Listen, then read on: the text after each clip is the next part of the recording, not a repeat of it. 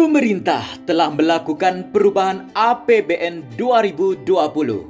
Diawali dengan keluarnya Perpu 01/2020 tentang kebijakan keuangan negara dan stabilitas sistem keuangan dalam menghadapi COVID-19.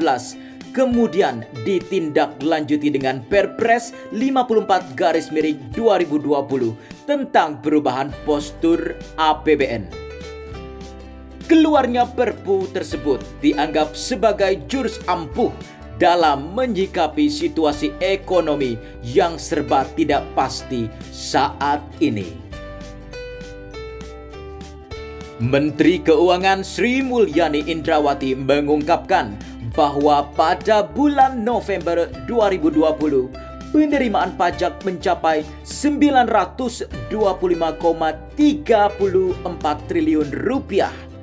Jumlah tersebut turun 18,5% dibandingkan pencapaian tahun 2019 yang mencapai 1.136,13 triliun rupiah. Penerimaan pajak yang lesu dipastikan membuat defisit melebar. Namun, di sisi belanja pemerintah dituntut untuk meningkatkan pengeluaran untuk penanggulangan dampak pandemi. Pemerintah begitu antisipatif dan responsif dalam membantu dunia usaha melalui insentif perpajakan. Insentif perpajakan sangat dibutuhkan, paling tidak ada 3 alasan. Pertama, pemerintah menganggarkan vaksinasi COVID-19 yang akan meningkatkan kepercayaan diri warga dan optimisme dunia usaha. Kedua, sentimen positif dunia usaha akan terus meningkat. Dan ketiga, pengurangan angsuran PPh pasal 25, pembebasan PPh pasal 22 impor, dan pengembalian pendahuluan PPN. Berikut adalah penyesuaian insentif pajak yang diperpanjang di antaranya. A. Insentif PPh pasal 21. Karyawan yang bekerja pada perusahaan yang bergerak di salah satu dari 1.189 bidang usaha tertentu dapat memperoleh insentif pajak penghasilan atau PPh pasal 21 yang ditanggung pemerintah. Perusahaan yang mendapatkan fasilitas kemudahan impor tujuan ekspor dan perusahaan di kawasan berikat tidak lagi mendapat fasilitas ini. B. Insentif pajak UMKM. Pelaku UMKM mendapat insentif PPh final tarif 0,5% sesuai peraturan pemerintah nomor 23 tahun 2018 atau PPh final PP 23 yang ditanggung pemerintah.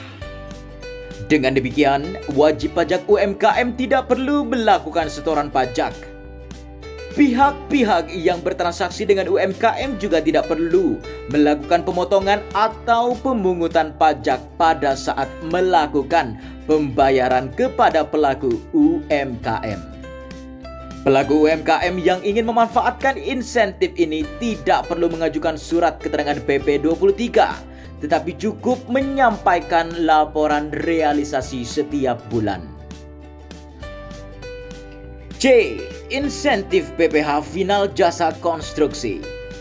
Wajib pajak yang menerima penghasilan dari usaha jasa konstruksi dalam program percepatan peningkatan tata guna air irigasi atau P3TGAI mendapatkan insentif PPh final jasa konstruksi ditanggung pemerintah. D. Insentif PPh pasal 22 impor. Wajib pajak yang bergerak di salah satu dari 132 bidang usaha tertentu, sebelumnya 730 bidang usaha, mendapatkan insentif pembebasan dari pemungutan PPh pasal 22 impor. Perusahaan yang mendapatkan fasilitas kemudahan impor tujuan ekspor dan perusahaan di kawasan berikat tidak lagi mendapatkan fasilitas ini. E. Insentif angsuran PPh pasal 25. wajib pajak yang bergerak di salah satu dari 216 bidang usaha tertentu, sebelumnya 1018 bidang usaha, mendapat pengurangan angsuran PPh pasal 25 sebesar 50% dari angsuran yang seharusnya terhutang. Perusahaan yang mendapatkan fasilitas kemudahan impor tujuan ekspor dan perusahaan di kawasan berikat tidak lagi mendapat fasilitas ini. F. Insentif PPN. Pengusaha kena pajak PKP beresiko rendah yang bergerak di salah satu dari 132 bidang usaha tertentu, sebelumnya 725 bidang usaha mendapat insentif restitusi dipercepat hingga jumlah lebih bayar paling banyak 5 miliar rupiah. Perusahaan yang mendapatkan fasilitas kemudahan impor tujuan ekspor.